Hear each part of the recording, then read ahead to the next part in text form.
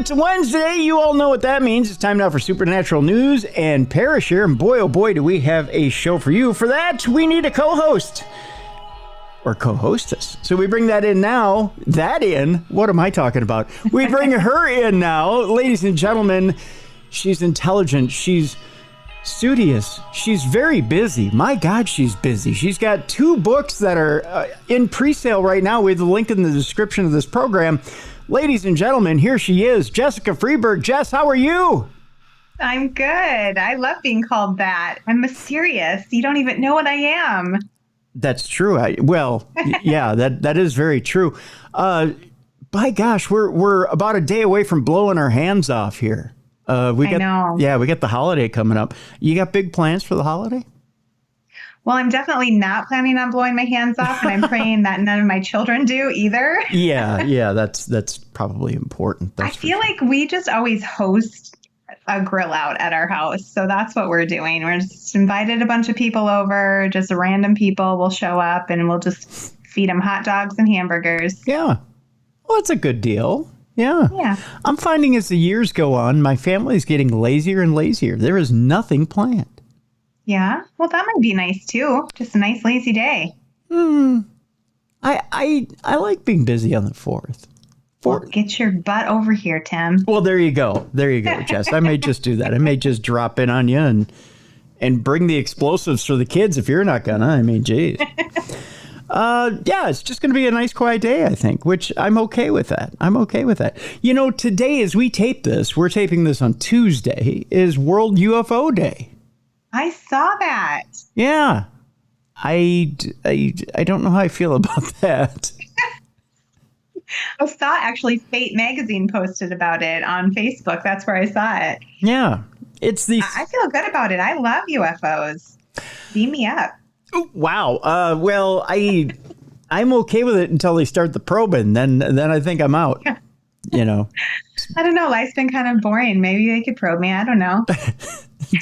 Bad enough my doctor wants a colonoscopy. I don't know. Me too. You get to a certain age and probing is no fun anymore. That's right. Yeah. You know, especially when they want you to drink that stuff beforehand. I mean, you know, I don't need the 2 days on the toilet. I know that's TMI. I just did. I'm just saying. It is the 77th anniversary of the Roswell incident. That was yesterday as the crow flies and you're listening to this. Around the world, UFO enthusiasts are celebrating anything and everything to do with the phenomena. I think that I have that. No, that's not that there. It's a different button bar. They don't want to hear me sing either. I can pull it up if you'd like. I mean, I have it. It's just, if I just go like this, it's right here. Phenomena. See, now people are happy. I can't help but smile. There you go. Intended to help raise awareness of the undoubted existence of UFOs, World UFO Day is a special event for UFO enthusiasts and researchers, as well as for disclosure advocates who are attempting to encourage world governments to reveal what they know about UFOs. The day also commemorates what is perhaps the most famous UFO case of them all, that of the object which crashed on a ranch near Roswell, New Mexico, and was later covered up by the military. The incident itself is likely to be familiar to anyone with an interest in the topic of UFOs. Of course, we know in 1947, William Brazel, a foreman working on the Foster homestead, had discovered a quantity of strange debris spread out approximately 30 miles north of Roswell. He returned with his family to gather some of it up, but after hearing reports about flying discs, he decided to mention it to Sheriff George Wilcox. Probably the biggest mistake of his life. Just saying. Wilcox then spoke to RAAF Major Jesse Marcel, who, alongside Captain Sheridan Cavett, came to examine the debris for himself. After collecting some of the material, Marcel took it to Colonel William Blanchard, who in turn reported the incident to General Roger Ramey at Fort Worth. In an official announcement on July 8th, Public Information Officer William Hout declared that a flying disc had been found in the area. By the time the story had been broadcast on Roswell radio station KSWS, the news had reached the Associated Press and the word had begun to spread fast. The rest, as they say, is history. And now we have World UFO Day, and then from there it was swamp gas, a balloon, you name it. It was spun many different ways. But from there we have Roswell, and now we have a World UFO Day, and now we have conventions out in that part of the world. I don't know. For World UFO Day, what's an appropriate way to celebrate, do you think, Jess? I was just going to say, what will we do to celebrate? I don't know. We should do something. Like, we should at least make some UFO-inspired dinner tonight or something. What would that be? Something shaped like a flying saucer. Sure. Or served on a platter. Alien meatloaf, shaped like an alien. Oh, that's a good idea. Yeah, you can shape a meatloaf into anything. Do you put an implant in it? You have to. The person who gets the implant inside the meatloaf wins a prize? I don't know. Like hide an olive in there. That's the implant. Oh, yeah. Good idea. You've got great ideas here, Jess. I'm on fire. You should write this down. I'm going to make a cookbook. That's my next book. There you go. Look at that. Those are actually really good ideas. See here, I'm goofing around and you're coming up with great ideas. I got nothing.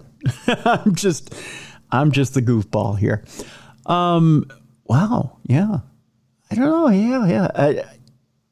I do have an interesting idea at the end of this segment as to how you could celebrate it. It has nothing to do with cooking. It has everything to do with stirring up your neighbors, I guess. But it could be fun. Yeah. I mean, you could. I've got one potential idea on World UFO Day, and that is get a drone, put a saucer-shaped little paper mache around it and fly it around your neighbor's house and scare the crap out of them. Yeah, you fly it over here. My kids and I will be running up and down the street like, we're right here. Make contact. I mean, other than that, I got nothing. That's a good idea. I like that one. Yeah, So you bring your drone. Yeah. And I'll make you an alien meatloaf shaped like an alien. Yeah, I like it. Sounds like a great day a great way to celebrate UFO or World UFO Day. That's for sure. Our next story, Jess, has to do with, again, aliens and how failing warp drives could point us in the direction of intelligent aliens. Scientists have come up with yet another possible way to look for intelligent alien civilizations, and that is failing warp drives. Anyone who has ever watched Star Trek will no doubt be familiar with the concept of warp drives, which is a futuristic propulsion system that can enable travel through space at faster than light speeds. A mathematical model for an actual real-life warp drive was proposed by theoretical physicist Miguel Alcubierre in 1994, whose Alcubierre drive worked by contracting space in front of a spacecraft and then expanding space behind it, thus propelling it along without relying on conventional propulsion. Now, a new study by an international team of scientists has taken things one step further by suggesting that not only could advanced extraterrestrial civilizations have already mastered that technology, but that it may even be possible for us to detect when they are using it.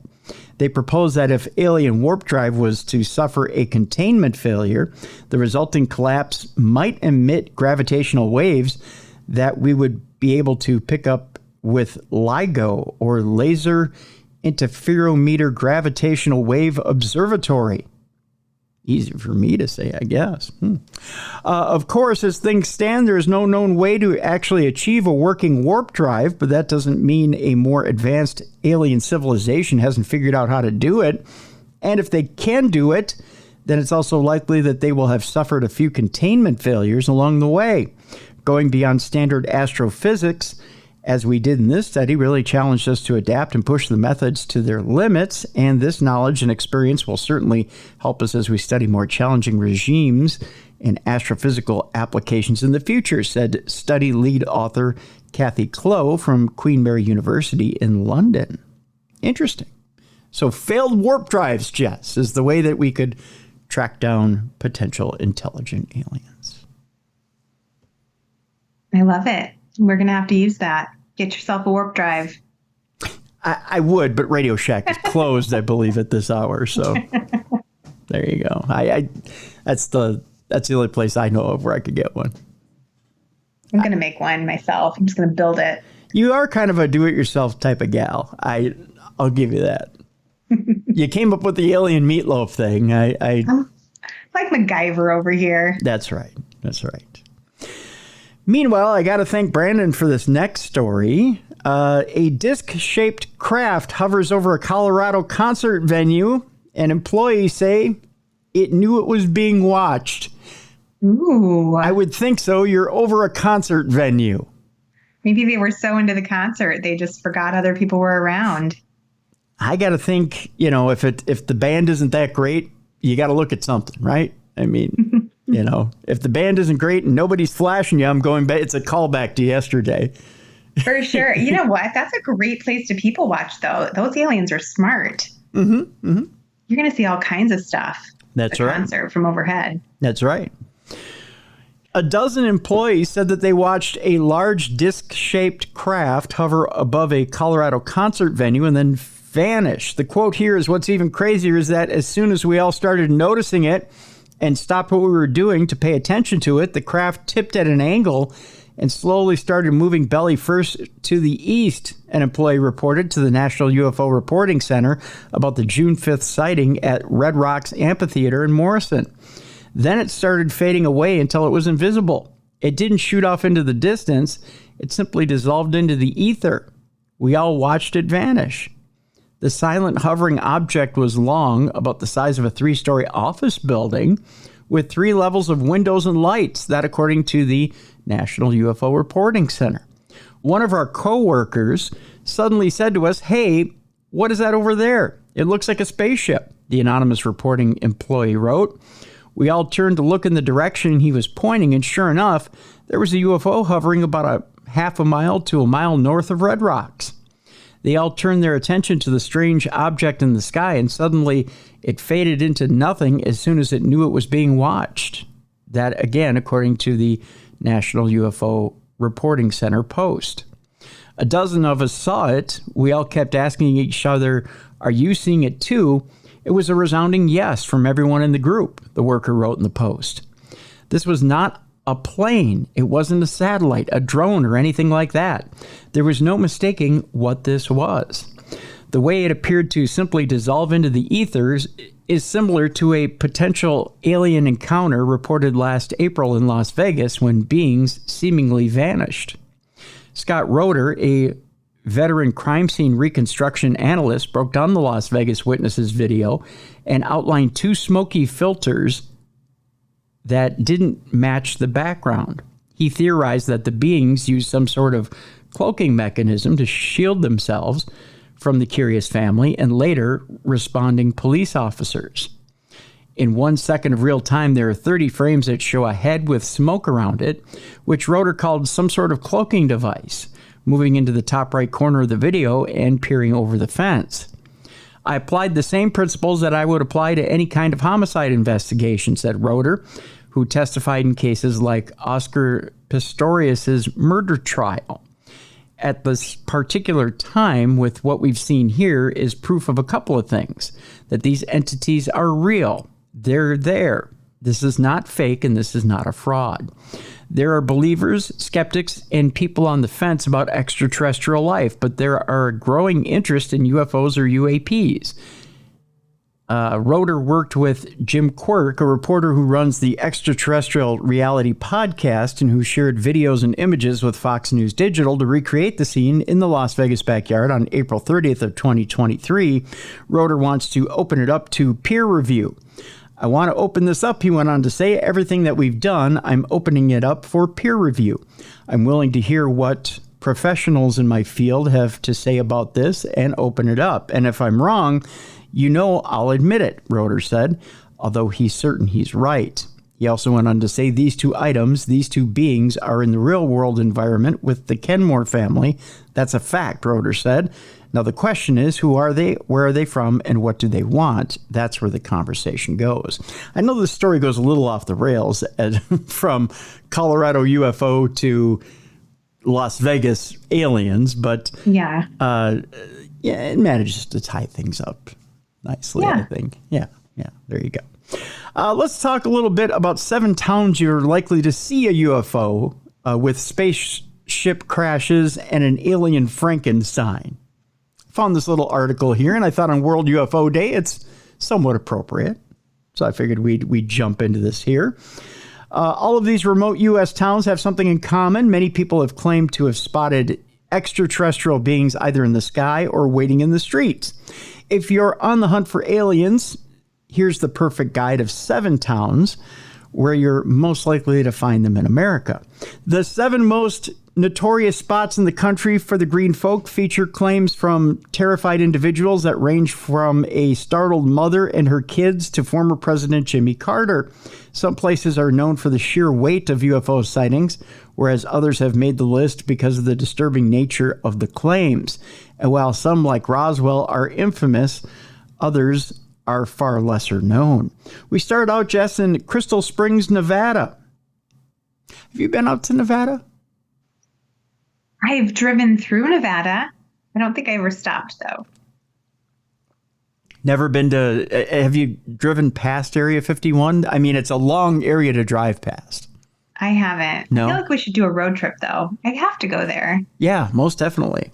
I've driven along Area 51. Of course, you never want to stop at the gate anywhere along Area 51, but it's kind of creepy just to see the signs. Yeah. Yeah. For sure. Yeah. This ghost town in Nevada here, Crystal Springs, Nevada, in the Pahranagat Valley, Nevada, is the starting point of the extraterrestrial highway, known as SatNavs as State Route 375. The 98-mile stretch of road is renowned for the paranormal activity sightings reported on its asphalt.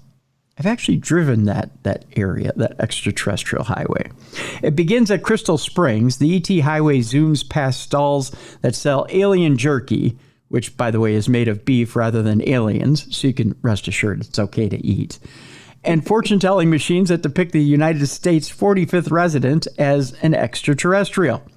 The town itself is completely abandoned and surrounded by fog-covered marshland, where passersby have reportedly been haunted by strange noises and ghosts. So look it up while you're out there in Nevada. Crystal Springs, Nevada. It's kind of a lonely little town. They need the company. Aurora, Texas is our next stop. Aurora, Texas is home to one of the earliest reported UFO incidents. On April 17th of 1897, locals were convinced that they saw what appeared to be a spaceship crash into a farm. According to the New York Post, Aurora legend has it that the crash ended in a fatality to the pilot of the UFO, who was not of this world and said to have been an alien. Buried in Aurora Cemetery, the alien pilot supposedly lies among other deceased locals. Now, see, I'd be willing to go to that town just to see the grave. Yeah, I would too. Yeah, that'd be kind of cool. Of course, Roswell, New Mexico makes the list, along with the infamous Roswell incident of 1947. It shares parallels with the crash in Aurora 50 years before it.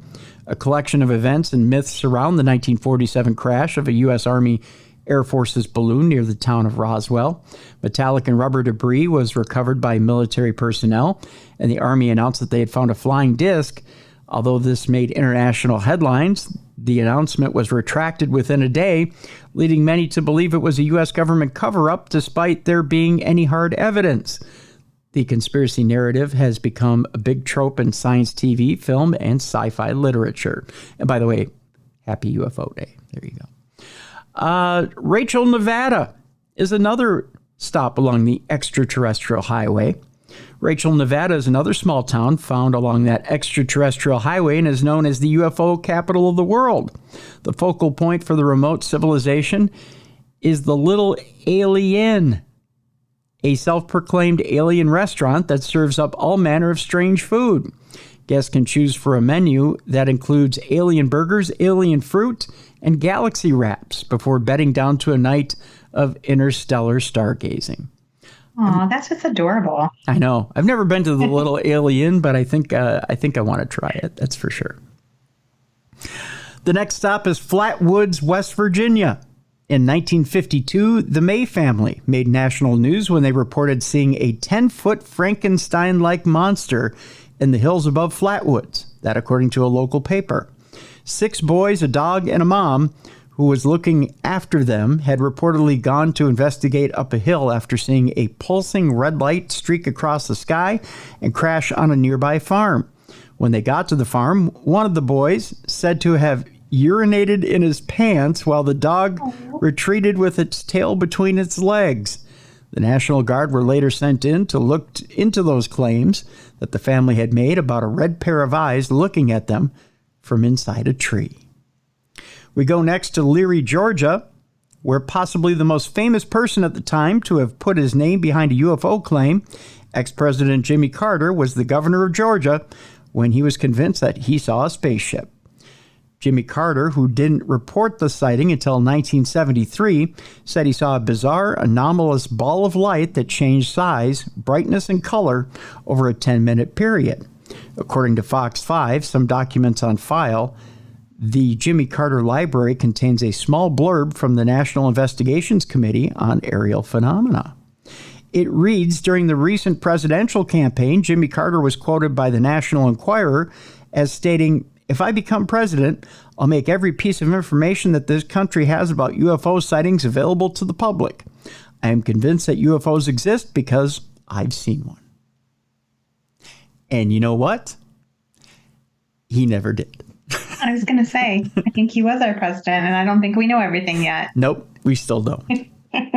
We go to Swansea, Arizona next, where La Paz County, Arizona is home to a number of creepy host towns where people have made claims about seeing UFOs.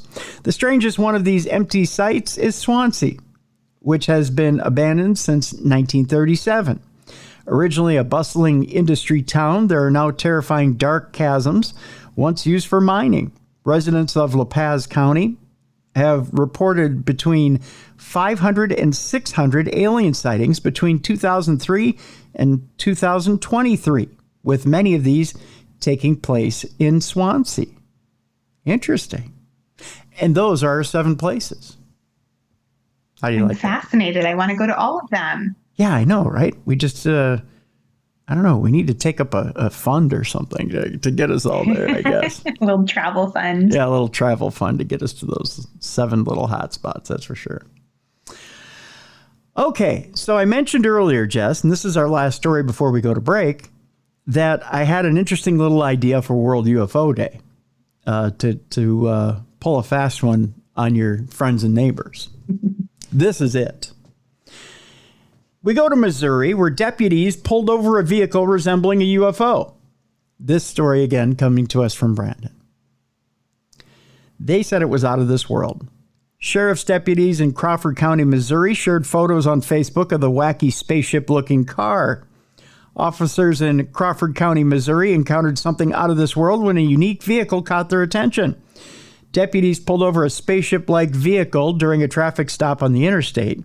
These friendly humanoids, who have come in peace, officials with the Crawford County Sheriff's Office wrote in a Facebook post. The space car was headed to Roswell, New Mexico through Crawford County for a festival on Friday evening. Bet you it had to do with World UFO Day. Here, Jess, I'll show you a picture before I go any further. That was going down the interstate in Crawford County. Oh, sweet. And that was what was pulled over by Crawford County officials. That's what we need for our road trip, Tim. See, I'm telling you, that you break that out on World UFO Day, and I think you'll have all the kids talking. That's for sure. Either that or one of those Tesla trucks. They look like something out of a one of those sci-fi movie. Yeah, right. The vehicle was spotted committing a lane violation. It also had an expired license plate from Indiana. That'll get you pulled over. Come on, guys. Right. With the wind and traffic of the interstate, plus the size and aerodynamics of his vehicle, he understood that the potential for lane violations existed. Public Information Officer and Undersheriff Major Adam Carnell said in an email to Fox News Digital, the driver was provided with a written warning for the violations. I have a better picture of the car here. Check this out, Jess. Look at that. I mean, how are you going to give that guy a ticket? He just gave you the most interesting traffic stop of your entire career. Right. The only thing I could think that would be better is if you actually built like a land speeder to drive in down the highway from Star Wars. Yeah, that's amazing. That is amazing, isn't it? That's quite the vehicle. I tell you what, I'm gonna post this in the description of this show so you guys can see what this car looks like as well. And tell me you wouldn't build one of these in your garage. Now, given the good nature of the driver and the interesting nature of the vehicle, Carnell went on to say, we opted to provide a fun social media post for our community. It was a great interaction, and we wished him safe travels to his destination. So there was a good ending to this. Yeah. The post garnered more than 12,000 reactions on Facebook, with users marveling about the rare sight. Do not mess with the aliens. They might have death ray weapons, one man commented. The aliens have landed, a woman wrote. I think we can agree, if it doesn't sound like the flying cars from the Jetsons, that's a big missed opportunity. Nice. I've seen some pretty wonky and fun pics from various police departments, state police of various vehicles on the road, going to events like these or wacky vehicle conventions and things, one woman commented. This is great. Love the sense of humor from your department, one man said.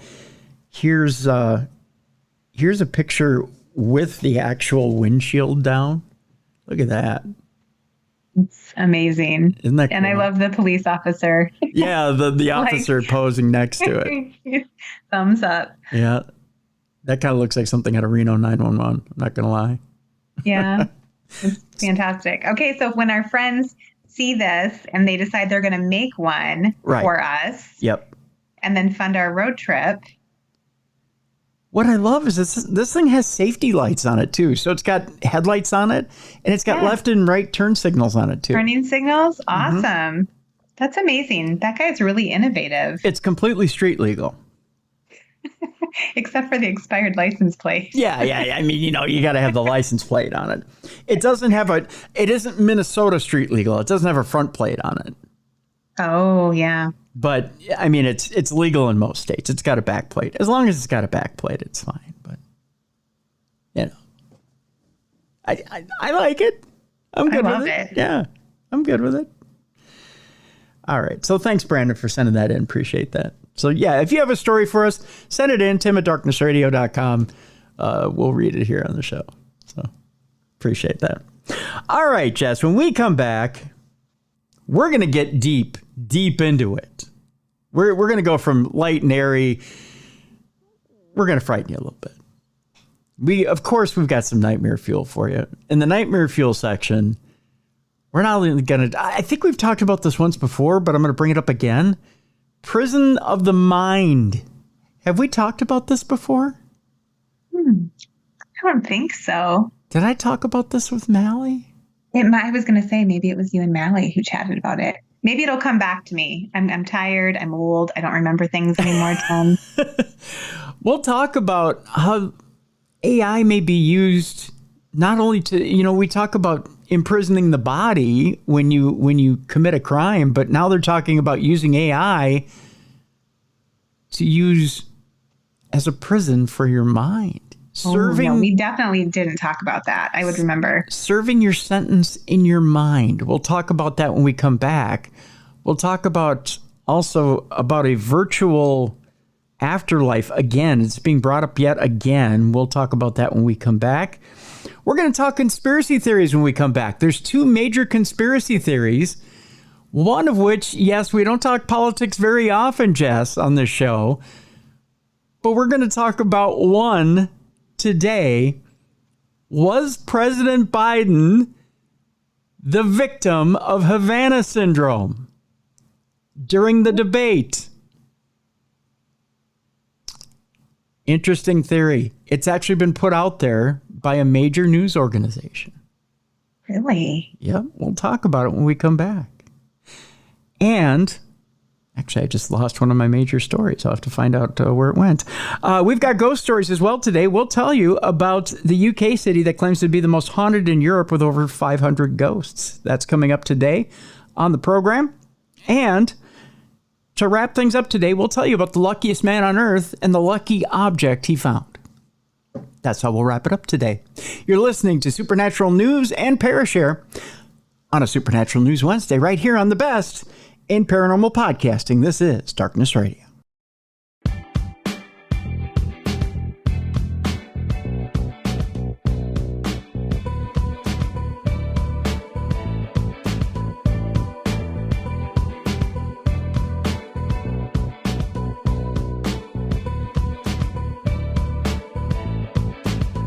All right, welcome back to the best in paranormal podcasting. This is Darkness Radio. I'm your host, Tim Dennis. Right over there is Jessica Freeburg. Jess, what a wonderful weekend this weekend. I got to tell you, just briefly, what a gorgeous weekend. The sun was shining. The temperature was perfect. It was right around 74 degrees, if that. Beautiful breeze coming off of the lake, downtown Minneapolis.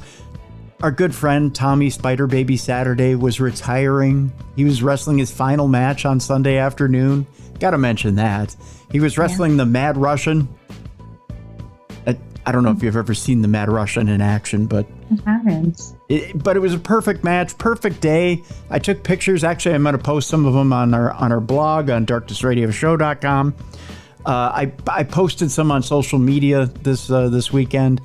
I got a bit of a saburn. That's okay. I don't mind getting a little bit of a sunburn.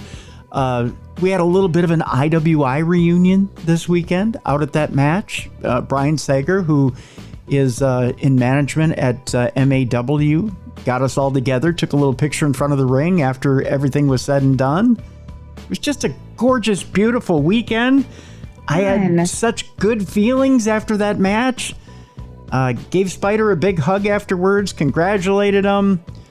Just my heart was so full, Jess. It was just such a great, beautiful day, and it was, what? How? Why? How is it, Jess, that every time? People. Gosh darn AI, I tell you can't just celebrate one happy moment without AI jumping in and wanting to do. Jess, I told you about this futuristic prison concept. Yeah. Not just imprisoning the body, but the mind. Are you ready for this? Awful. Yeah, let's hear it. This is a nightmare. Humanity is evolving and all spheres of life are transforming with it. This report from the Daily Mail. A futuristic prison concept promises rapid rehabilitation using synthetic memories. Technology has infiltrated nearly every aspect of our existence, and according to one scientist, it's time to introduce these advancements into the penitentiary system. In a groundbreaking new concept, a researcher has proposed a futuristic prison where criminals could serve their sentences in just a few minutes instead of years or decades. Here's what the project is. It's called Cognify. It involves planting or implanting synthetic memories of crimes into prisoners' brains, but from the victim's perspective. Oh. So literally, it's Judgment Day put into your brain. So, it was developed by Hashim Al-Ghalil. This concept aims to create a lasting therapeutic effect by making these memories permanent. You live with your crime for the rest of your natural days. The proposed system includes a virtual reality-like device that displays AI-generated footage of the crime, paired with a brain implant that induces emotional states, such as remorse and regret. This approach aims to instill feelings that some individuals may not be able to evoke on their own. Globally, millions of people are incarcerated, and authorities claim that prison time deters future crimes. However, more than 100 studies from 2021 suggest that imprisonment does not effectively prevent reoffending. Based on that data, Al-Ghalil designed a future prison to help criminals genuinely learn from their past actions. According to Al-Ghalil, Cognify will eventually be able to create and implant artificial memories directly into prisoners' brains. Does this sound cruel and unusual to you, or does this sound appropriate? It does not sound appropriate. You're permanently changing somebody's neural pathways. Yeah. I mean, if we can instill empathy in people, that's a beautiful thing. But torturing someone with that, I don't know. I mean, you're asking somebody to develop emotions that they wouldn't naturally develop. You're forcing them to develop that. Yeah, I don't think we should be messing with stuff like that. The rest of the story goes like this. These complex, vivid, and realistic memories will be generated in real time using AI. In practice, the rehabilitation process would last only a few minutes, but it would feel like years to the criminal. The rehabilitation will be customized for each case, considering the severity of the crime and the sentence. Memories can be tailored to meet each subject's rehabilitation needs. Initially, prisoners would undergo high-resolution brain scans to create detailed maps of the neural pathways.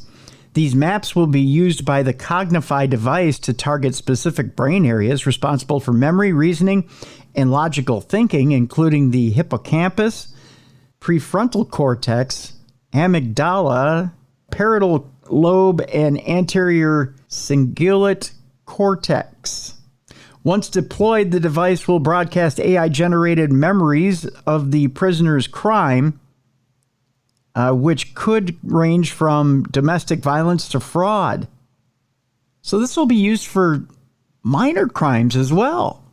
Okay. Not just... Probably better than using it for, like, if someone murdered someone and you implanted that memory into their mind of being murdered, I feel like that would cause more damage than actually good to them. They would just live with this extremely traumatic event that they I think they're going to use it for all crimes, though. I don't like that. I feel like that would mess them up even more. They're already struggling, obviously.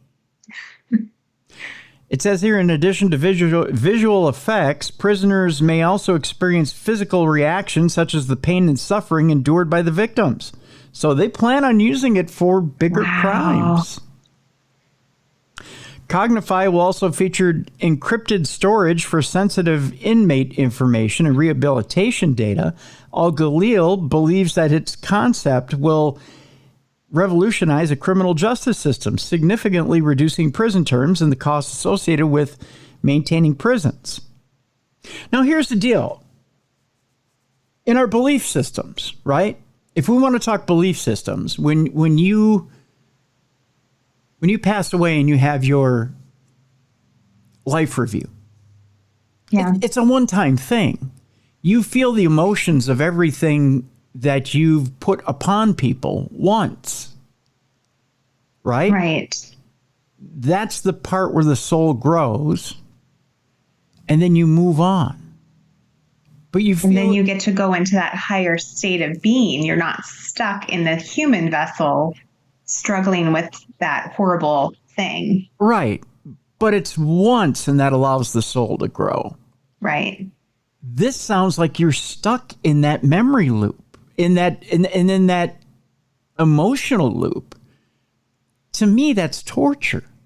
I think it's torture. I mean, we're talking about taking someone who's done something horrible. So in my opinion, people that commit crimes are generally broken humans. So you're taking a broken person and you're making them more broken, and that's going to make them better? I don't think so. And here's the other thing too, Jess. If let's say you're highly narcissistic, does forcing a narcissist to feel truly make them feel? I wouldn't think so. I think some people are kind of incapable of some of those emotions. That's why we have people that commit terrible crimes or kind of sociopaths or whatever label goes on it. Like I said, they're broken. Something isn't quite right wired in there. Right. So how do you know you can make them feel that? That's the thing. I mean, if you, you say, well, I know I'm triggering this part of the brain to feel that, but are you? And how are you going to do experiments to figure out if this actually works? Right. And who wants to volunteer for that? Right. And by tampering with these different parts of the brain, are you creating a true monster? Are you tampering with an area that you shouldn't be tampering with? And are you putting fuel on an inferno? Are you creating a bigger class of criminal by feeling certain parts of the brain you shouldn't be touching? Yeah, you're just going to make them crazier. Yeah. Yeah. I don't know that this is a good idea. There's a reason why we do certain things, like put away someone who may not be in total control of themselves. There's a reason why prison exists. We put somebody away and lock them behind bars because we can't control them. They can't control themselves. So we put them there, and it's rehabilitation is a masked word. We say rehabilitation. What we really mean is we put them away for their good, for our good, for everybody's good, for the common good. But what it is it's a masked word, meaning we can't control anything here. So we're going to put it away. It doesn't necessarily mean this person's going to get better. It just means that we're all going to be better for it. That's rehabilitation. We're rehabilitating society. I think the meaning's been lost here. You can't teach the unteachable. You can beat a dead horse or try to beat a dead horse, but it doesn't mean it's going to respond. Right. And maybe it would work for some people, but I doubt that it would work for everyone. Maybe there are some people who would be really impacted by experiencing what their victims experienced. But again, they obviously didn't have that empathy to begin with. So can they really embed that empathy into people if it doesn't exist within them at their core? I just don't trust that that's possible.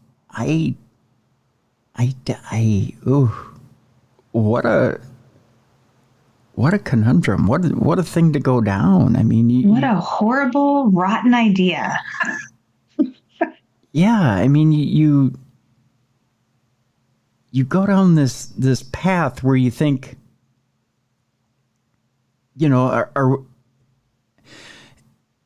if it works, good on you. You found a way to make it work. But if it doesn't work, what type of monster do you actually create? And the only way to find out is to try it. But it's going to be like everything mankind, not just men, women, all of us, it's humanity. Everything we try to do to make things better, we end up messing it up in some way. Some things work, but there's always some parts of those things that don't work. So yes, like I said, there might be some people who it helps, but then what about the people it doesn't? It just makes them even more messed up. It literally makes them lose their mind completely. Yeah. That seems really cruel.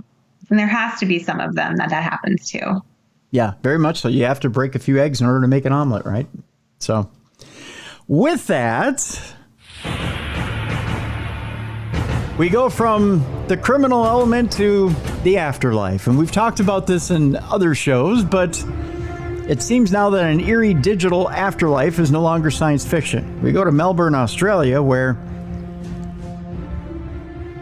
it seems that distant hypothetical scenario of a virtual version of your loved one, perhaps through a virtual reality headset, or stepping into a sci-fi movie and seeing your digital dad, is no longer a hypothetical scenario. The digital afterlife industry is rapidly evolving. Several companies promise to create virtual reconstructions of deceased individuals based on their digital footprints, from artificial intelligence chatbots to virtual avatars and to holograms. This technology offers a strange blend of comfort and disruption. It may pull us into deeply personal experiences that blur the lines between past and present, memory and reality. As the digital afterlife industry grows, it raises significant ethical and emotional challenges. These include concerns about consent, privacy, and the psychological impact on the living. So what is the digital afterlife industry? Well, VR and AI technologies are making virtual reconstructions of our loved ones possible. Companies in this niche industry use data from social media posts, emails, text messages, and voice recordings to create digital personas that can interact with the living. Although still niche, the number of players in the digital afterlife industry is growing. Hereafter allows users to record stories and messages during their lifetime, which can be then accessed by loved ones posthumously. There's a group called My Wishes, which offers the ability to send pre-scheduled messages after death, maintaining a presence in the lives of the living. Hanson Robotics has created robotic busts that interact with people using the memories and personality traits of the deceased. A company called Project December grants users access to so-called deep AI to engage in text-based conversations with those who have passed away. Generative AI also plays a crucial role in the digital afterlife industry. These technologies enable the creation of highly realistic and interactive digital personas. But the high level of realism may blur the line between reality and simulation. This may enhance the user experience, but may also cause emotional and psychological distress. Digital afterlife technologies may aid the grieving process by offering continuity and connection with the deceased.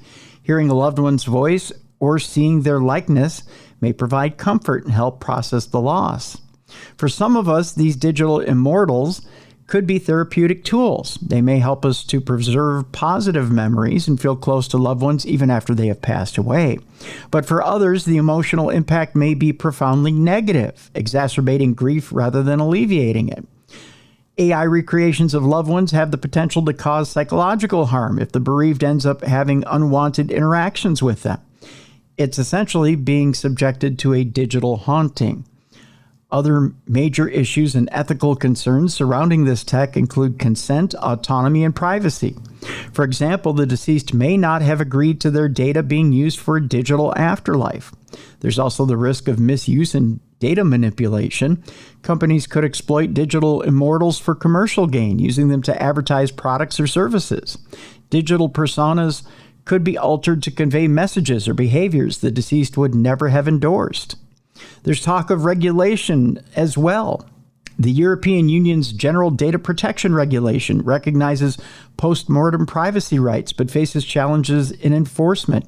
Social media platforms control deceased users' data access, often against heirs' wishes, with clauses like no right of survivorship complicating matters. Limited platform practices hinder the GDPR's effectiveness. Comprehensive protection demands reevaluating contractual rules, aligning with human rights. The digital afterlife industry offers comfort and memory preservation, but raises ethical and emotional concerns. Implementing thoughtful regulation and ethical guidelines can honor both the living and the dead to ensure digital immortality enhances our humanity. So what can we do about it? Well, researchers have recommended several ethical guidelines and regulations. Some recommendations include obtaining informed and documented consent before creating digital personas from people before they die. Also, they've recommended age restrictions to protect vulnerable groups, clear disclaimers to ensure transparency, and strong data privacy and security measures. Drawing from ethical frameworks in archaeology, a 2018 study has suggested treating digital remains as integral to personhood, proposing regulations to ensure dignity, especially in recreation services. A dialogue between policymakers, industry, and academics is crucial for developing ethical and regulatory solutions. Providers should also offer ways for users to respectfully terminate these interactions with digital personas. Though careful, responsible development, or through that, we can create a future where digital afterlife technology meaningfully and respectfully honor our loved ones. It's kind of a scary front, but after all, it can be used in a good way, but there's also some negative connotations to it as well, Jess. Sure. What do you think? Would you allow your family to honor you through digital means? I mean, I would prefer that they moved on with their lives, honestly. I feel like, I guess some of it isn't terrible. Like, I kind of like the idea of, like, if you know you're going to pass away and you want to leave messages for your children, for example, at certain milestones of their lives. Maybe that's no different than like leaving letters for them that they open on certain birthdays or on their wedding day or something to that effect. But maybe just like in moderation. I like the idea of leaving digital letters for certain days. I like that. Like leaving little touchstones along the way. So open this on your special day. Yeah, but spending too much time with a digital version of me after I'm already gone, I think would just impede your ability to fully get over it, you know? Yeah, that's for sure. That's for sure. And one more here, Jess. This one has a little bit of a silly connotation to it. This one was sent in by Tom. A depressed slave robot has hurled itself down the stairs in a shocking bid to end its life. Sad. Sad, but kind of funny. The South Korean civil service slave cyborg was designed to deliver documents. It flung itself over a stairwell, apparently to escape the boredom of working for a city council. So see, even AI has feelings, folks. A depressed slave robot is feared to have committed suicide by hurling itself down a flight of stairs. The civil service cyborg, which looked like a white bin with a screen on its side, was designed to deliver documents to residents. But it ended its quote-unquote life by junking itself over a stairwell in South Korea after it blew its fuse from boredom while slaving away for the Gumi City Council. Witnesses said it was found smashed up after they saw it circling in one spot as if someone was there. Aw, it melted down, Jess. That's so sad. An official for Gumi Council in the southeast of South Korea said there was a probe being launched into the cause of its suicide. They added pieces have been collected and it will be analyzed. Someone needs to put Humpty Dumpty back together again. Or just let it rest in peace. Or pieces. Just saying. Staff said the robot has helped with document deliveries and delivered information to local residents, with one pen pusher adding, "It was one of us. It worked diligently." The bot was put into action last year and worked from 9 a.m. to 6 p.m. and had its own civil service officer card. Well, that's nice. It was designed to be smart enough to call a lift to move between floors by itself. Wow, that's impressive. Yeah, it did its job. South Korea has the highest robot density in the world, with one Borg for every 10 employees. Wow. That's crazy. That is impressive. I guess this comes on the heels of the Japanese making a breakthrough in creating self-healing robots similar to those in Terminator films. Researchers have discovered a method to attach engineered skin tissue to humanoid robots. The advancement could lead to robots with enhanced mobility, self-healing abilities, embedded sensing capabilities, and an increasing lifelike appearance. That sounds weird. I don't think I'm going any further with that part of the story. But yeah, depressed slave robot. We hardly knew ye. We bow our heads for just a slight moment. So sad. Yeah. So with that, we move on, Jess. We're going to go from depressed slave robots that couldn't take it anymore to conspiracy theorists, who I don't know if I can take their theories, but we're going to dish them out anyways. I'm ready for them. We're gonna dabble in the political arena for just a moment. We don't normally do it on this show, but I thought this was an interesting story, so I figured I'd throw it in here. We're gonna do two conspiracy theories today, Jess. Okay. The first one has to do with the recent debate, which, let's face it, neither candidate did very well. It was bad. But the one that was focused on was President Joe Biden. And people said, you know what? Not only did he look horrible, but almost immediately after the debate, it seemed like he kind of came to. And people said, even though midway through the debate, they said, his team came out and said, well, President Biden has a cold, and that's why. But President Biden had 5 days of rest at Camp David before that debate. And then all of a sudden looks ill during the debate, doesn't have a good debate, and then right around the 2/3 mark of the debate starts to kind of come to a little bit. It seems a little bit clearer, starts to get a few shots in, but it seems like too much, too little, too late, right? Mm-hmm. Well, here's the story, Jess. Conspiracy theorists think Biden was hit with a directed energy weapon during the debate. Social media users are convinced that Biden's stumbles might be evidence of Havana syndrome. I think that might be going a little far, but let's read the story anyways. President Joe Biden delivered a stunningly bad performance last week during his debate with Donald Trump, causing many Democrats to worry about the future of American democracy. But some folks on social media think they've figured out why Biden looked so puzzled and frequently spoke haltingly with a blank stare in his eyes. Maybe the president was hit with a directed energy weapon that gave him Havana syndrome. I'll tell you why I have an issue with this here in a moment. Havana syndrome is a name for a group of mysterious illnesses that have cropped up among U.S. spies over the past decade. The working theory has been that adversarial countries like Russia or China are intentionally targeting Americans with invisible ray guns to give them brain damage. And while the science is still very much in question, some people seem convinced that's what happened at Thursday's debate. Here's the post from social media influencer Igor Shusko on X late Sunday night. He wrote, urgent. Scientists whose previous work included directed energy beam research for the U.S. intelligence community said Biden's symptoms during the CNN debate made him think of the Havana syndrome. This was according to former KGB spy Yuri Shvets, who defected to the U.S. in 1993. Shusko even included a video that was supposed to show the contrast between Biden on the day of the debate on June 27th and a rally the president held the next day in North Carolina. The suggestion is that Biden's stumbles can only be explained by a targeted attack.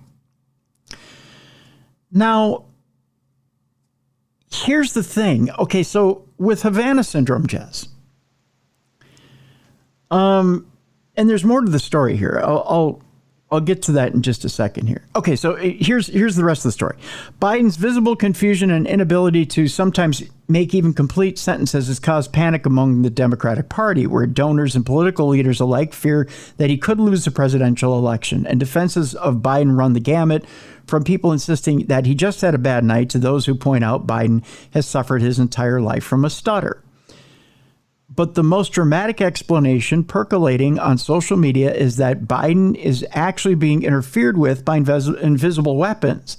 Shusko even floated another conspiracy theory that there was a Russian government plane that may have been involved in delivering the energy weapons.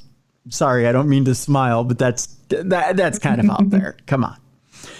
Shvets, a former KGB spy who was based in Washington, D.C. during the 80s, does not believe in coincidences. And the fact that Russia's Il-76 government plane landed in the U.S. on June 27th before the debate and then left after the fact on June 29th could further suggest foul play. It's not entirely clear where the claim about the plane comes from, and Shusko's source for quoting Shvets isn't even clear, though it could be suggestions made during a Russian language YouTube video posted Sunday. But it wasn't just Shusko who was insisting Biden may have been the victim of nefarious forces at the debate. Biden was being assaulted with a directed energy weapon to diminish his performance, it says. In spite of this, he held on for 90 minutes. He's a champion, he went on to say. This was to give TFG unfair advantage, #Havana Act, an account called Citizens That Know wrote in one of the several tweets about the topic over the weekend. Citizens at Know has accounts on platforms like X and Facebook dedicated to the concept of quote-unquote targeted individuals, a delusional belief many people have that they're being stalked and harassed for no reason by largely unseen yet coordinated forces, often by criminal gangs or government agents.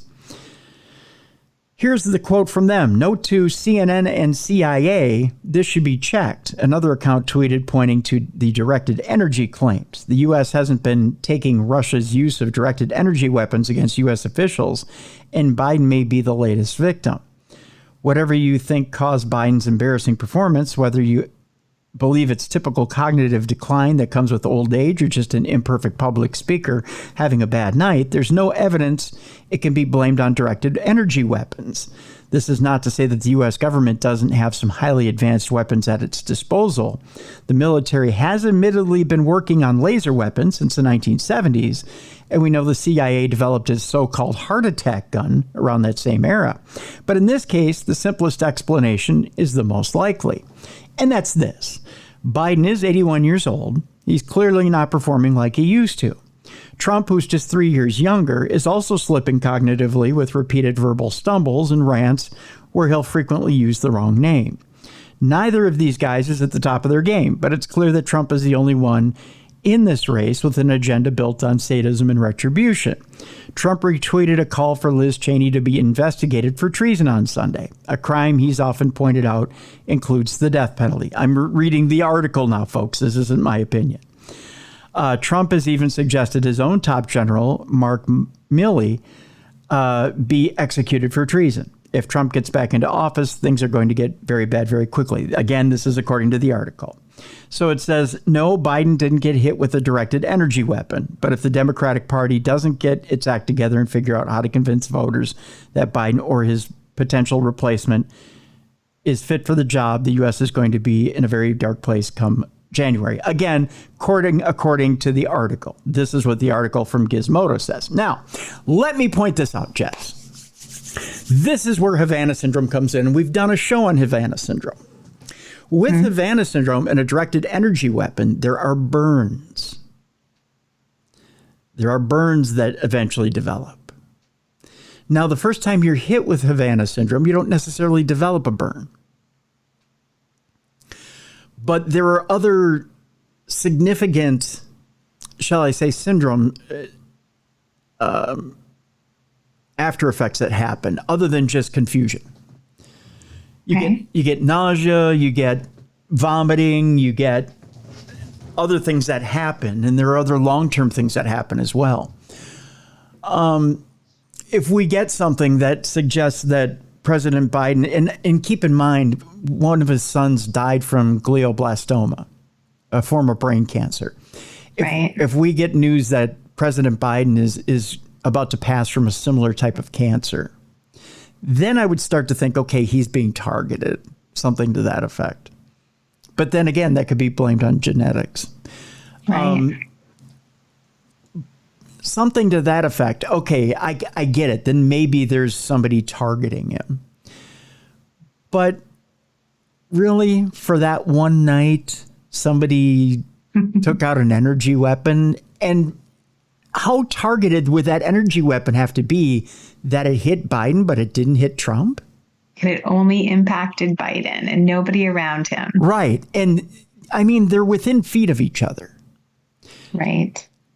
How minute does that ray have to be in scope that it hits only Biden and not Trump? I don't think you can do something with that, that compact of a ray. I don't know. Yeah. Maybe I'm wrong. Maybe there's somebody who knows more about Havana syndrome than I do, but I don't think it can be that focused. Maybe it can. I'm not sure. If somebody knows better than I, email me, tim@darknessradio.com. But I think it's a little more widespread of a spectrum than that. Yeah, that it affects multiple people in one area, not just one person, right? Typically, at least within a 5 to 7 foot radius. I don't think. Right. I think it's a little more scattershot than that. I think he's just so old. I don't know that. Well, I don't know that 81 is old, but I mean, Yeah. I just felt bad for him. He didn't seem well. I just think it was a bad night. That's all. And that's okay. We all have bad nights. Even President Obama came out and said, I've had bad nights. I mean, I feel old and I'm not in my 80s yet. I can't imagine running a country, but well, consider this. He had been to Europe twice over the past week and a half. And yeah, maybe he's jet lagged. Yeah, he's and again tired. It takes longer to bounce back. I heard one as we get older. I heard one podcast that said age needs to be managed. And he is 81 years old and has been flying back and forth and been running the country. Age needs to be managed. I feel like when I'm 81, Tim, you can tell me that I'm old.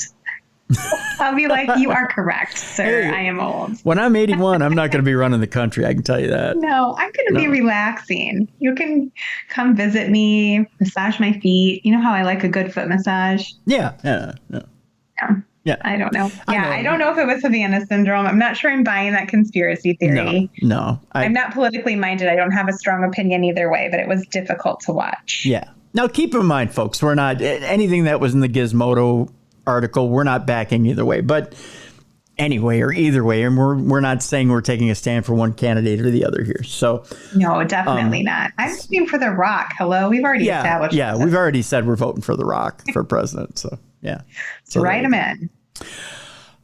Write him in. Jess says, write him in. Write her future husband in. That's what she wants you to do. Okay, the second conspiracy theory is the one that's going to get everybody pissed off. But so great. But you can now tune in evidently to a new reality show involving it. Are you ready for this? I love reality shows. Yes. There's a new show out there, Jess, that is tasked conspiracy theorists with proving that the Earth is flat. Oh, for heaven's sake. There's a small part of our audience that'll love this, that'll probably want to be on the show. A novel new reality show will require flat Earth believers to convince a panel of experts that they're correct. I'd watch it. I would be intrigued. I would just be interested. What are they going to say? How will they prove this? There are some NBA stars I'd love to see on this show. Maybe they'll get done and we'll be like, hell yeah, the world's flat. I just want to see the theories. Those who believe that the Earth is flat, despite overwhelming incontrovertible evidence to the contrary, will soon be given a chance to put forward their case to a panel of experts, thanks to a new reality show coming this year to a new streaming service called The Network. I just wish that this would be on regular cable satellite TV. Yes. Or Netflix. Well, we all can watch it on there. Yes. The show is called Flat Earthers and is described as a part docuseries, part competition. It will give 4 families $50,000 of resources that they can use in an attempt to prove that the Earth is flat. Wow, they're bringing full families into this. Fascinating. I guess you can launch your kids into space, and then if they don't come back, then the Earth is flat. I don't know. Is that how that works? I don't know. I don't know either. I don't know. You can jump in an airplane, and if you don't see the curve in the Earth, it's flat. I don't know. How does that work?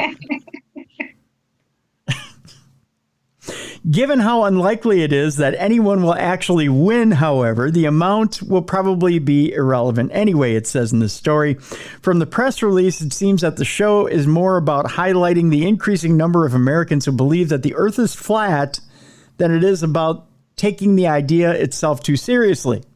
As we continue to deliver audiences free premium content, we are excited to announce that this daring and genre-breaking docuseries is out there, said the network creator Aram Rappaport.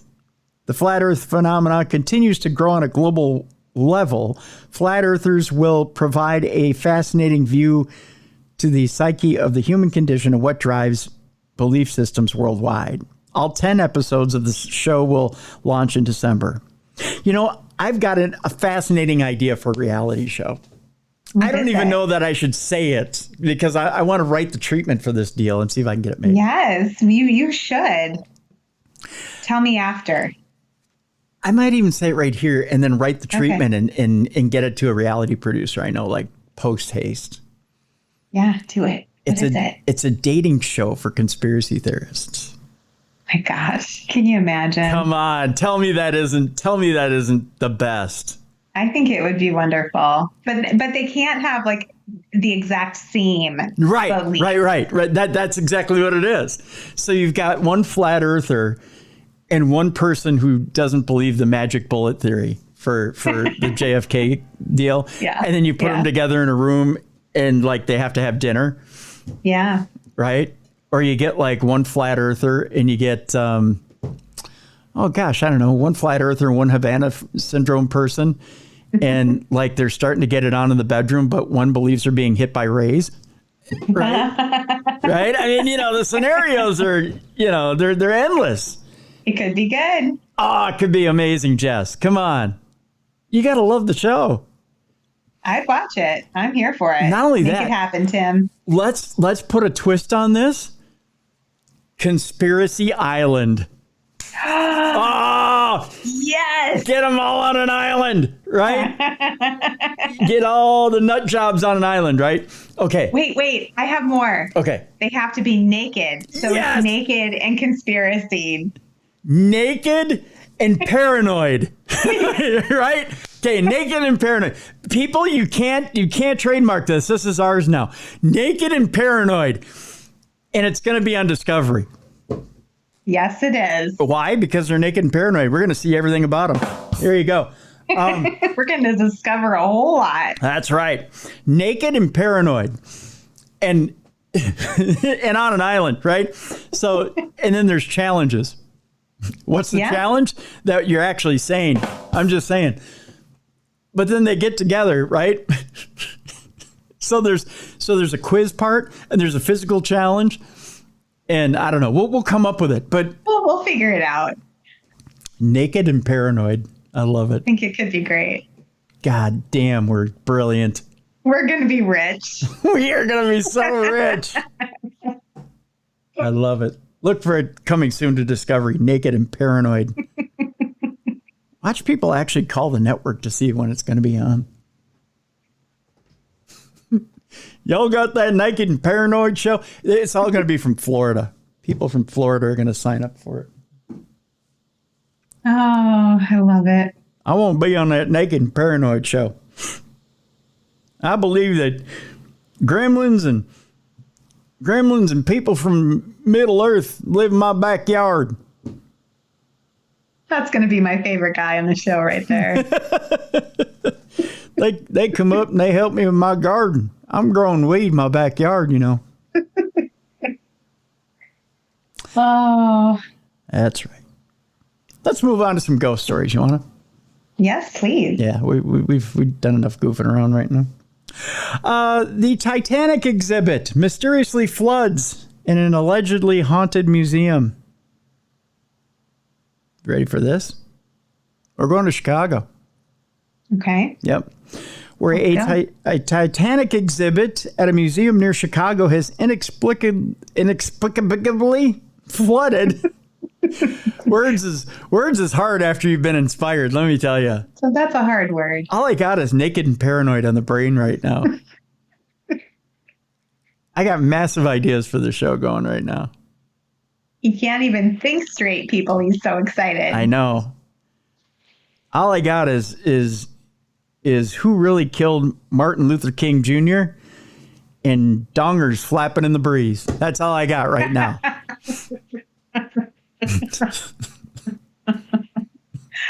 Oh. Okay, we should get back to the story. Back to the ghosts. That's right. All right. A Titanic exhibit at a museum near Chicago has inexplicably flooded, and nobody can figure out how. The Volo Museum, which already has a reputation for being haunted, made local news headlines recently when CCTV footage was released showing a significant amount of water suddenly flooding its Titanic exhibit late in the evening when nobody else was around. Particularly strange was the fact that museum officials were unable to find any explanation for the flooding, despite their best efforts to locate the source of the water. There were no burst pipes, no roof leaks, or anything else that could account for it. I'm not a huge ghost guy, but when all this happens, I mean, we're looking, but there's no cracks, there's no holes. The museum director, Jim Wochila, told News Today, there are no broken pipes, the ceiling is fine, everything around the building is totally fine, he went on to say. The museum is certainly no stranger to unusual occurrences, having been home to numerous accounts of paranormal phenomena, sightings of shadowy figures, and other weirdness. So could the water be paranormal in nature, or is there a more conventional explanation? Tell you what, I'm going to post this one in the description of the program as well. There's a YouTube video where you can take a look at the unexplainable flooding of this famous Titanic exhibit at the Volo, and you can check it out for yourself. So there you go. Our next story, Jess, has to do with a city in Europe. In fact, it is the most haunted city in Europe with over 500 ghosts.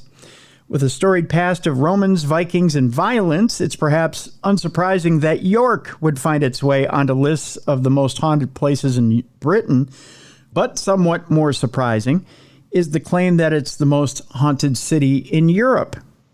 The city, which was first named Eboracum by the Romans in 71 AD, has numerous stories of hauntings, including claims that perhaps not all the Romans left in 400 AD. In 1950s, numerous people who visited Treasurer's house claimed to have seen a Roman soldier, with one guest recalling that the ghost blocked her way when looking for wine in the cellar.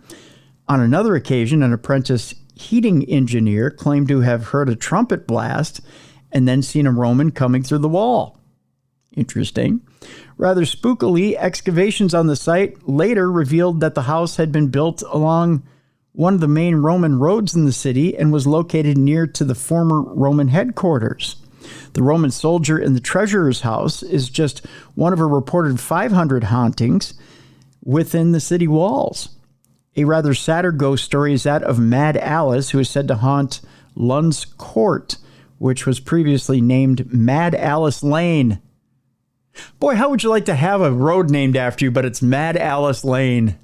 I want to live on it. I know that. You want to live on Mad Alice Lane? Yes, please. That is a heck of an address, isn't it? I live on 666 Mad Alice Lane. A woman named Alice Smith is said to have lived on the lane in the 1800s, and in 1825, she was hanged from York Castle for the crime of insanity after she had killed her abusive husband. Some people claim that they've seen Alice's face looking at them from the windows, looking down on the alley. Yikes, that is super creepy. Poor Mad Alice. Another tragic tale is that of the Grey Lady, who reportedly haunts the York Theatre Royal, which was built on the site of the medieval St. Leonard's Hospital.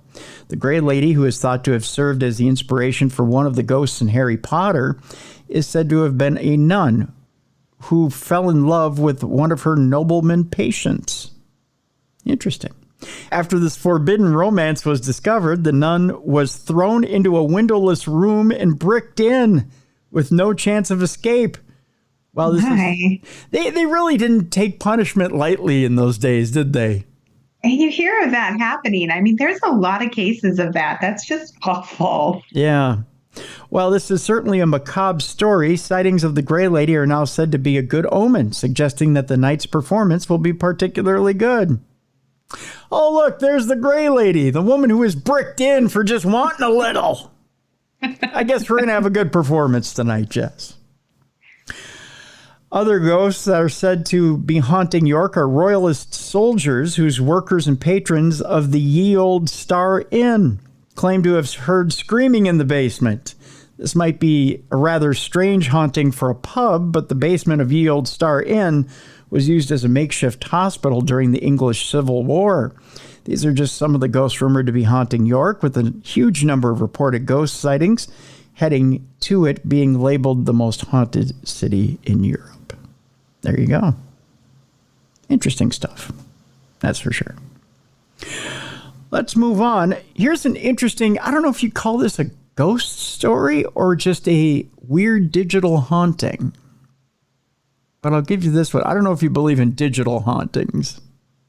I believe in everything, Tim. I think this is just somebody not updating somebody's profile, but here you go.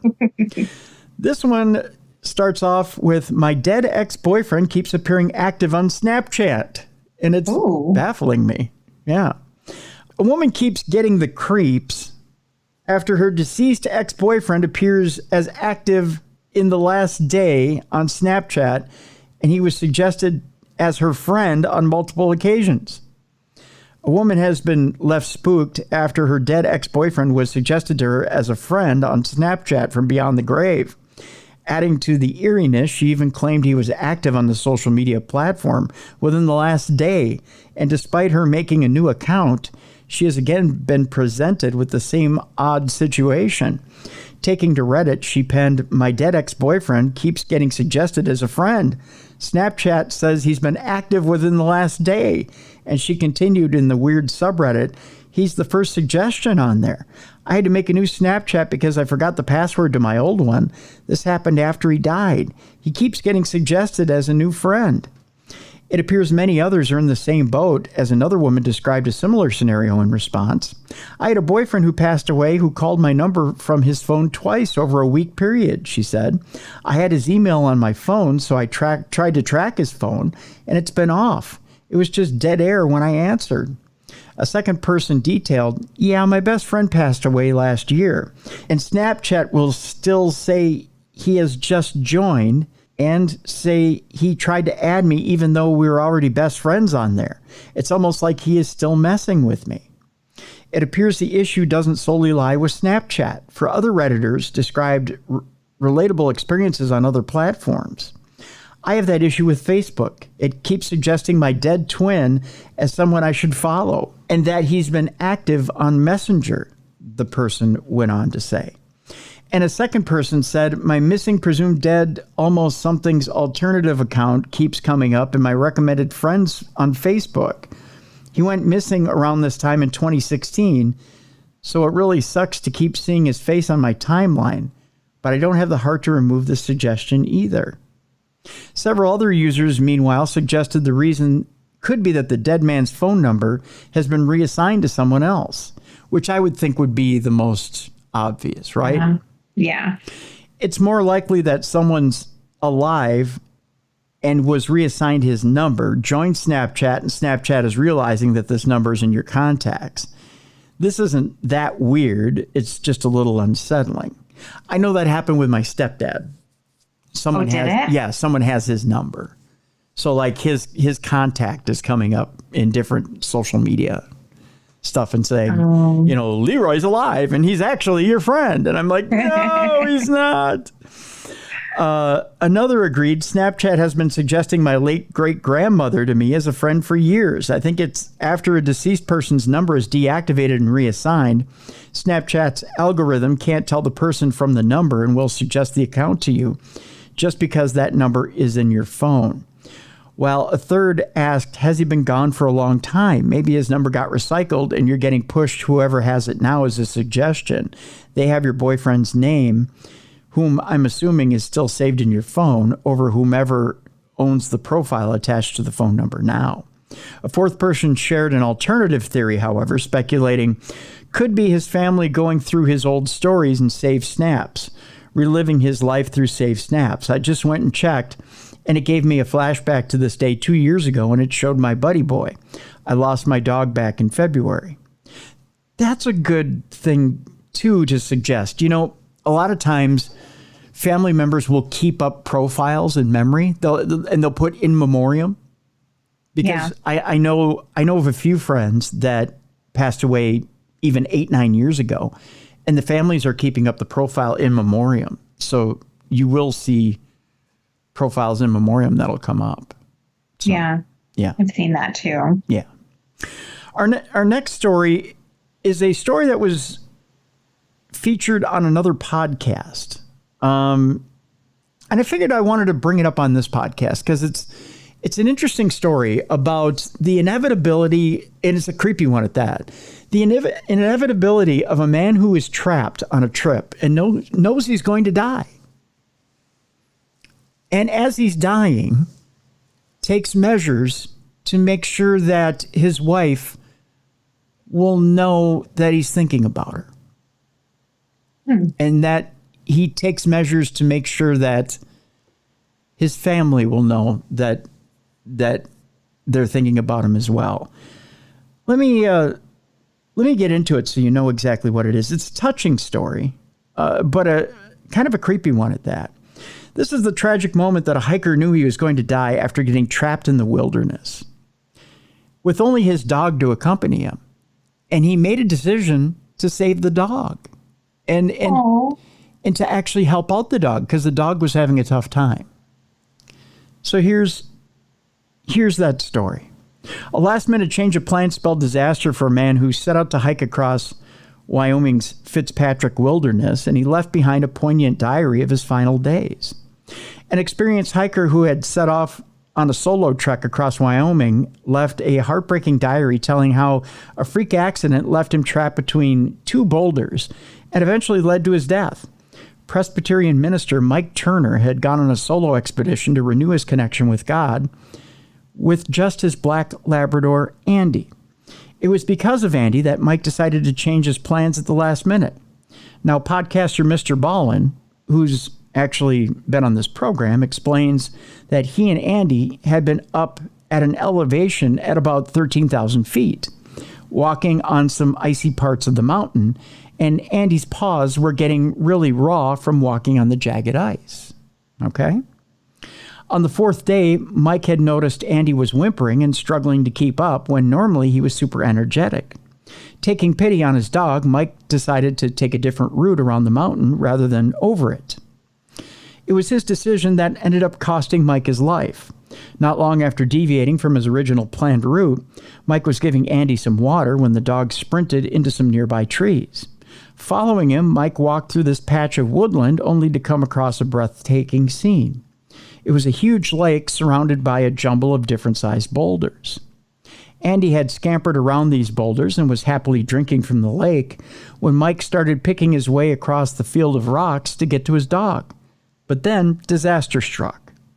One of the boulders started wobbling as he stepped onto it. And as the 48-year-old tried to regain his balance, he slipped between two of those rocks. Before he could climb out of his predicament, the wobbling boulder rolled over completely, leaving him completely trapped. While the shape of the rocks meant that Mike wasn't injured, he had no way of getting free. Mr. Ballin then explained, after 2 hours of trying in vain to free himself, it dawned on Mike that he was not going to be able to free himself. The only way he was getting out of there was if somebody found him and rescued him. Now, Mike had food and a small amount of water, and he decided to keep a journal of his experience until rescue came. But as the days passed, his diary slowly shifted in tone from optimism to sort of a gallows humor. And this is a quote from Mike. He said, "I'm concerned about first losing my legs, second running out of snow to melt for water and fuel, third hypothermia. My big concern is water. I have only 2 quarts left. The irony is that the lake is only 30 feet away. I'm drinking 1 quart today, saving a quart for tomorrow. I'm also saving my urine. I wonder how it'll taste with Crystal Light." That's kind of morbid, to be honest with you. He also went on to note that temperatures were as high as 37 degrees Celsius during the day, but plummeted to almost freezing at night. Mike wrote of how he thought God might be giving him this experience as sort of a lesson, but then he changed his mind and angrily decided that God must be punishing him, but before accepting that he was coming to the end of his life. Andy never left his master's side, spending days on end lying on a ledge above him. On August 5th, after 4 days trapped between the stones, Mike wrote this: "I feel so foolish taking this longer pass. So lonely, more than I imagined. Who would have guessed that 4 days would have gone by and no one has come this way?" Meanwhile, Mike's wife was becoming concerned that he hadn't met her at the end of the trail as they had agreed. She alerted the authorities and a search was launched. But as no one knew about the change to Mike's planned route, the searchers were looking in completely the wrong part of the vast wilderness. It wasn't until August 28th, almost a full month after Mike had set off on the trek and a week after the search had been abandoned, that two hikers found a bedraggled-looking black Labrador wandering miles away from the search area. After Andy had been checked over by a vet, a new search was launched. This time, they were in the right area. But by then, Mike had been found. Another solo hiker, Jeff Stewart, was walking near the unnamed lake in the Wyoming wilderness when he caught sight of a man, apparently sitting on a rock. I had seen the posters at the trailhead and knew they were looking for someone, he told Backpacker magazine. So I called out, "Hey, are you all right?" But there was no answer. I knew there wouldn't be. A final note addressed to Mike's wife reads, "Thank you for letting me live this adventure. Know wherever I am and whatever I'm doing, I'm thinking of you." Mike had died of exposure, hypothermia, and dehydration about 9 days after his accident. Near his body laid his journal, carefully placed in a plastic bag to protect it from the elements. On a nearby rock, Mike had placed his wedding ring. He knew once he died and decomposed that ring would fall off his bones and be lost in the rocks below. That according to Mr. Ballin. He clearly wanted his family to have that wedding ring, so he placed it on the rock, and then he prepared to die. Yeah. Oh, that made me so sad, Tim. It goes to show you, though, Jess, that, you know, when you're in a situation and you know that, and keep in mind, this is a minister, okay? Yeah. So he knew at that point that he was going to be with the Lord at one point or another. And he had to make a decision, right? So it was at the point where he took the ring off that he knew he was going to pass. And he wrote those words to his wife in his journal. And he accepted. And there comes a point where we go from fighting. You saw the anger that was in his words. And we go through these different stages. You know, there's 12 stages, right? There was anger. There was probably, you know, all of that. And finally, the final stage is acceptance. And he accepted. And it was at that point that he succumbed, and that was it. But, you know, he's right. At that final stage, at acceptance, he knew he would eventually be by his wife's side. So. Right. Yeah. So Beautiful. Yeah. Although it's sad, you know, in the end, you know, he knew eventually he'd be there by her. So with that, I'll give you a different side of this story. Here's another story that involves death, but coming back to life. I almost cried at that last one. Okay. Are you going to make me cry? No. I don't think you're going to cry at this one. This woman actually died, but then spent 3 hours with God while in a coma, and he revealed the afterlife. Oh, I like this one. Yeah, so she was given a bit of a promising bit to this whole deal. She was actually shown the other side. We talk about a graphic designer in this story who is convinced her near-fatal asthma attack led her to God as she was placed into a coma in the hospital. 34-year-old Mariandre, I believe it is Cardenas, says she solved the mystery of what happens when we die. A woman believes she spent 3 hours with God on her deathbed before awaking from a coma. 24-year-old Mariandre Cardenas suffered a horrifying near-death experience when her throat started to close up as she worked from home and began choking. Before she knew it, she started twisting, and it felt as though her face was falling asleep, rendering her literally speechless. Luckily, before she lost all physical movement, Mariandre pinged a text to her mom and brother asking for help. They arrived to find her unconscious. With her history of asthma understood to have caused the incident, the 24-year-old from Guatemala was rushed to a hospital where doctors placed her into a coma. Graphic designer Mariandre said, "I couldn't hear almost anything anymore, and my body no longer responded. The last thing I heard was a nurse or doctor say the phrase, 'She's left us.' And in the blink of an eye, I stopped being on Earth and appeared somewhere else." This is supposedly where Mariandre met her maker. She said, I appeared in a place of light, but without sun, without moon, without stars, sitting at a long table full of food that I had never seen, full of people who no longer had a human body, but were beings of light. No one spoke to each other through their voice, but rather through their mind. That was how I was communicating too, but to me it was normal, because to me, I had always belonged there. I did not remember my past life, nor my family, nor the earth. For me, none of that had ever existed. I experienced the greatest love for all those beings of light. I felt that they were all part of me, and I was part of them. In front of me sat God. I knew it was God because he was the greatest light. He was the one who illuminated the entire place.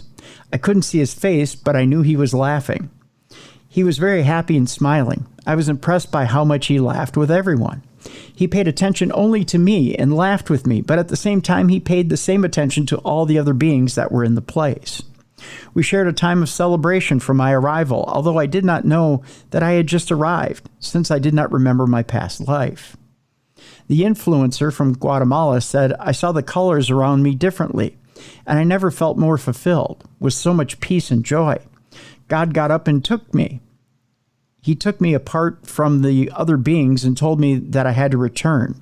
I didn't understand, and I asked him where and why if I didn't want to leave. He explained to me that I was going to return, but at that moment I had to return because it was not my time, and I had to return for love. Moments later, Mary Andre then came out of her coma. She said, for me it was 3 hours in heaven, but on earth it was 3 days. A day later, I was able to go home with the proper rest and care that entailed. Mary Andre is now recovered from the incident, and to this day, she still believes she met God. She added, I don't think it was delirium. I think it was something I had to live because God wanted it that way. He chose me to show me what happens after death, to solve that great mystery. I feel like he wanted to share some time with me, and then he gave me back. Interesting story. I love that. Yeah. She's you can tell by looking at her, she has very interesting eyes. I'll put it that way. She looks like someone who you can tell which ones are the influencer pictures and which ones are the ones, like this is the influencer picture. I'll show you.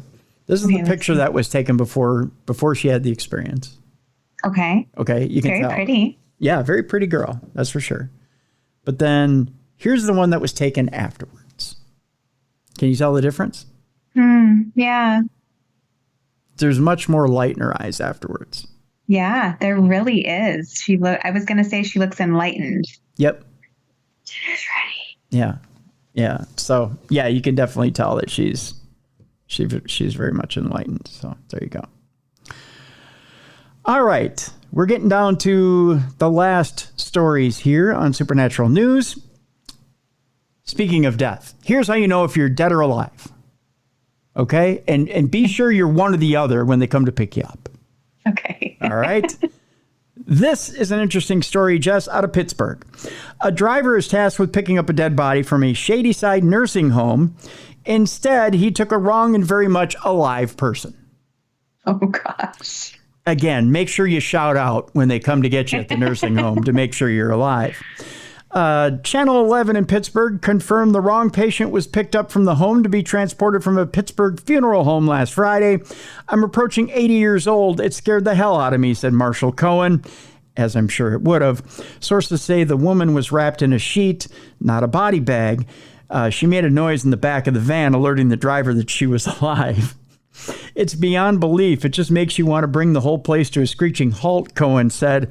The rehab center is owned by Genesis Healthcare. A spokesperson told the news station once they became aware of what happened and the woman was brought back to the facility, the rehab center contacted the Department of Health and the patient's family and took internal steps. Channel 11 has also learned that the transport companies are not responsible or trained to check a person's status. That is typically left up to the medical staff at the facility. They also reached out to Genesis to ask specific questions about the laws and regulations and what kind of testing is done to determine that a person's died. At this point, they don't have a follow-up response as to that question. How did they get her that far? Like, was she just sleeping really hard? I guess. I feel like the moment you picked me up to move me from my bed, I'd be like, hold on, Betty. Right. It'd be one of those things like, do you want to put me down already? I'm not dead. We can do this at any time, right? All right, 2 more stories here, and then we are done for the day.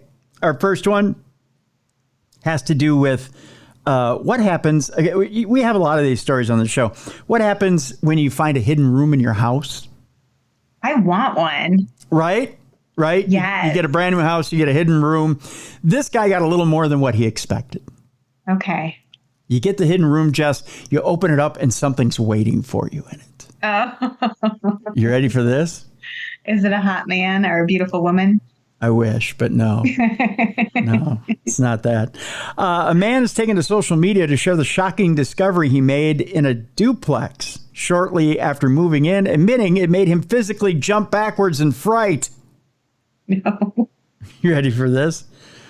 A man got the fright of his life after discovering a hidden room in his house locked shut with 20 giant screws. He explained... Oh, that's a bad sign. Yeah, I don't know that you should be opening that, right? There's 20 screws in the wall. You probably want to leave it alone. He explained how he was moving his belongings into this new duplex when he discovered a crawl space running the length of the house. Interested, he decided to investigate it, hoping to unearth some extra storage room for his seasonal items. However, he became suspicious of the room when he noticed its door was locked shut with 20 giant screws, making him wonder whether there was something sinister on the other side. My guess is yes, and leave it alone. He said on Reddit, it kind of made a chill run up my spine. So I'm sitting there in this little closet with tension building the whole time. It took a couple of minutes to take them all out. The door was painted onto the trim, and I had to give it a little boot to break it free. Why are you messing with it then? It's a solid question. With that, the door fell to the ground all at once, and it revealed a little green guy about 4 feet tall with stitches across his face, standing on the other side. No, Yeah. No. Like a mini Frankenstein? Yeah. He added, I threw the impact drill, fell over, and about shit myself, all in one uncoordinated motion. After taking a few, and here's a picture, Jess, of what he saw when he... Oh. No. It's like one of those Halloween things. That's exactly what it was. That's evil. Who did that? After taking a few minutes to calm down, the man realized it was nothing more than a Halloween decoration, and he'd fallen for a prank set up by one of the property's previous homeowners. Well, most users couldn't help but get a laugh at the situation. They shared their own stories about discovering hidden rooms in their houses. That's amazing and so evil at the same time. Isn't it?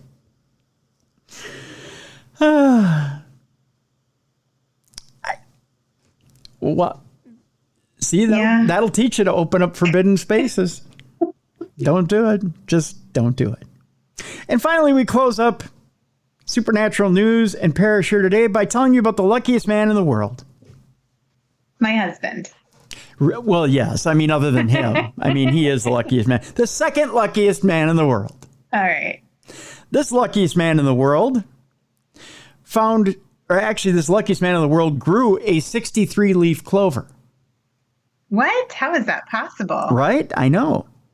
45-year-old Yoshiharu Watanabe can rightfully consider himself the world's luckiest man after setting a new Guinness World Record by growing a clover with 63 individual leaves. What is luckier than a 4-leaf clover? Well, a 5-leaf clover, of course, but by that logic, the more leaves a clover has, the more luck it brings. So, Yoshiharu Watanabe may just be the luckiest man alive because he is the first to ever grow a clover with 63 leaves. You heard that right.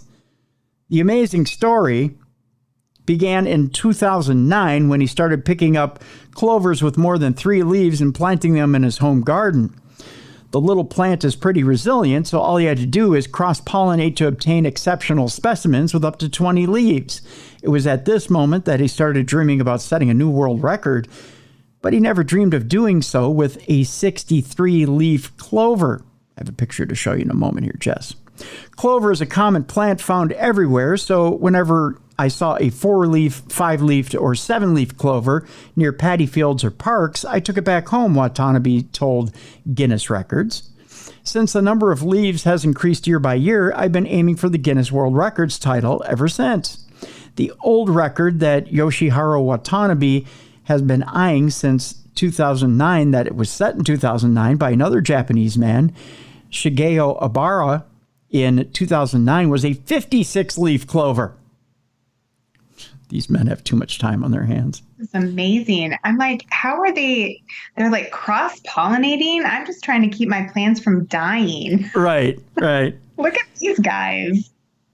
He says it wasn't the easiest of challenges, but as he kept growing clovers with more and more leaves each year, the amateur gardener started dreaming about beating his countryman's record. In 2020, Watanabe's cross-pollination technique had already yielded impressive results. That year, he grew a 49-leaf clover. And the year after that, he really came close to tying the record with a 55-leaf plant. But then something unexpected happened. The number of leaves stopped growing. Sometimes the number of leaves can go down, or sometimes you end up with the normal 3-leaf clover, the gardener explained. We know that genetics are involved in a high number of leaves, yet we don't exactly know how it works. But just as he was about to give up hope of ever breaking Obara's record, in 2023, Yoshiharu Watanabe managed to grow a clover with no less than 63 individual leaves. Because the leaves are smaller than the standard clover that you know and love, it's hard to count the number of leaves. When I counted this record-breaking clover, it took me over an hour. Watanabe said. Wow. I suppose you have to be careful because you don't want to break the leaves. Let me show you a picture of the 63-leaf clover. You have to get some glasses that were like magnified by 30 instead of 2. When you first see it, you're rather unimpressed because you can't believe that there's 63 leaves in that. Oh, it looks like a rose or something. It does, doesn't it? It looks like a little green rose. Yeah, it's beautiful. But in here, he segmented it out with little Post-it notes. I'll show you this. Look at that. Wow, look at this guy. Yeah. Isn't that something? That's amazing. And they all have numbers on them. They do. So 63-leaf clover. That means he's bound to what? Get so lucky that he dies of exhaustion? Is that how that works? I don't know. I think it's something like that. So there you go. So, Jess, the website is up. It's running. You have 2 books up for pre-sale right now. Yes, right. I do. And I'm just finishing up another one that will come out the following fall. So really cranking them out. There you go. We've got a link in the description of this program, so you can go get those books right now. They're available for pre-sale. Also, Jess, you're about to announce two events this fall or this winter. Yes, one in November and one in January. Excellent. At the Palmer House. So I'll get those up. I every time we talk about this, I'm like, get those up on the website. Come on, girl. I got to plan them out, though. I want them to be super fun. So I have to come up with some extra fun things we can do at them. It's one of them is not a naked and paranoid event, right? No, naked, no. No. It'd be really chilly if it's in the winter. I know that. That's for sure. But one of them is going to be a Roaring 20s event. Like we're going to do some fun stuff with like a costume party, and because we did that at one of our events last year, and it was so fun. So we're going to bring that back. Nice. Yeah, probably not in the wintertime for that naked and paranoid event. You'll have to tie it into the big show that we're writing here for I'm not going to participate in the naked and paranoid stuff. I'm only going to observe it from the outside looking in. I wouldn't do it either. I don't have the body for it. No, I got to work out a lot more if we're going to be doing that, Tim. Yeah. Diet and exercise for this boy if I'm participating in that event. All right. So that everything on jessicafreeburg.com. We have a link to her website, so you can go get the books and you can check out the events. So there you go. Tomorrow on the big show, Les Velez is in from Opus. Boy, do we have an interesting show for you tomorrow. We're going to talk about trauma, and we're going to talk about fatigue. I know you're like, trauma and fatigue? Well, being it's World UFO Day and World UFO Week, we're going to talk about trauma and fatigue. We're going to talk about the trauma surrounding, of all things, Roswell and some of the whistleblowers from Roswell and what they've had to live with over this past, gosh, how many years? 77 years? Wow, yeah, that's a long time. We're going to talk about the trauma and fatigue that current whistleblowers have had to deal with. Luis Elizondo. We talk about Luis Elizondo in the news story that came out last week about how he fears for his life and what kind of trauma these whistleblowers go through when they say that they can't trust anybody. We're going to talk about the story that came out recently from MUFON saying that they have this new bit of evidence that they believe UAPs, UFOs are real and that they're going to unveil it at this new event coming up this month. We're going to talk about, does that trigger experiencers when they hear about something like this?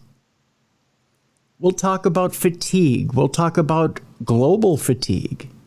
And as a society, do we get fatigued about this type of news?